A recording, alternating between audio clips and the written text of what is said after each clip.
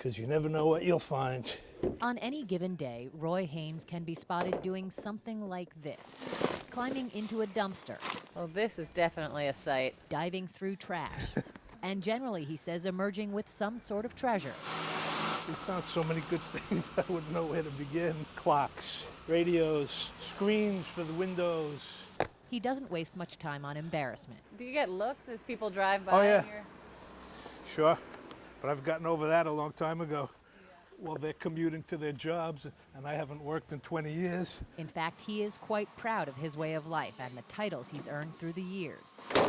I'm known as the frugal fanatic, the wiser miser, the cheapest man in America.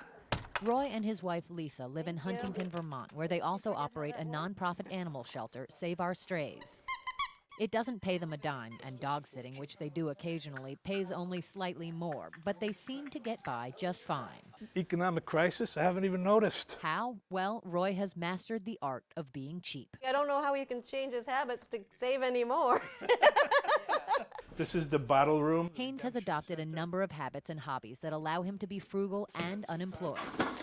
He combs through redemption centers, collecting bottle caps. Voila! And in turn, prizes from clothing to electronics. I do most of my Christmas shopping or birthday shopping with the bottle caps, and I call them in, and you don't even have to pay shipping on them. He drives as little as possible, but once in a while has to fill up his old car with gas, positioning himself strategically to get every last drop. Each time, maybe 2 or 3 cents, but do it as a lifestyle. Heads up. He buys 2-ply toilet paper, but only uses 1 ply at a time. I separate it down the middle, and I get 2 rolls out of 1. And when it comes to condiments, he makes sure to stock up at fast food restaurants. The Haynes haven't bought a new bottle of ketchup or mustard in years. It's a blend of my favorite brand, Free. Haynes just tends to see things a little differently. Take this paper towel, for example. Most people would use it once and then throw it away, but not him. He can make 1 roll last a very long time. I'll use them once or twice. I'll rinse them lightly under some water and hang them up to dry. He sees convenience store garbage cans as gold mines. Used scratch-off lottery tickets are common finds because many people don't fill out the back for a second chance at a win. Of course, Roy does. It's how he and Lisa paid for a trip to Hawaii 2 years ago. We got a $10,000 vacation for, about $1 in postage on someone else's discarded ticket. So when the Haynes here talk of a recession, they believe it's true, but they haven't yet experienced it themselves.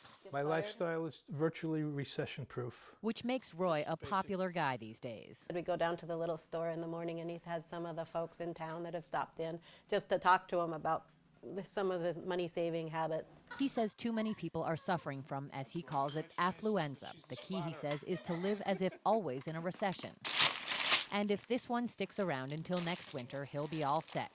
He scored nearly 300 postseason Santa hats for less than a nickel apiece, which you can be sure he'll turn a profit on before Christmas. God bless America. In Huntington, Vermont, Anya Hunnicky, NECN.